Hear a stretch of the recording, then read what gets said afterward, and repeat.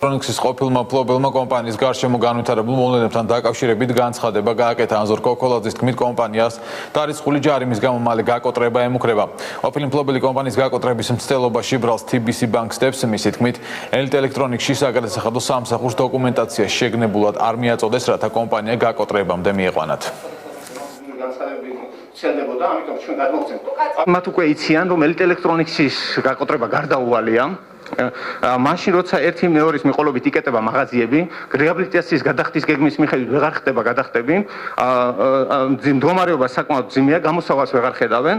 დარწმუნებული ვარ, რომ Electronics-ში შეგნებულად არ მიაწოდეს საგადასახადო სამსახურს ვიმეორებ. Electronics-ში შეგნებულად არ მიაწოდეს საგადასახადო სამსახურს დოკუმენტები, რომ ეს დარიცხვა განხორციელებულიყო, რადგან ეს დასჭირათ მათი მხრიდან წინა წლებში ჩადენილი დანაშაულებების გადასაფარად და დღეს კომპანიაში არსებული მძიმე მდგომარეობის სამართლებლად, რათა მომხდარიყო ჩემზე გადმობრალება, რომ ეს მდგომარეობა ანზორ კოკოლაძის დამსახურებაა და არა მათი უნარობის გამო.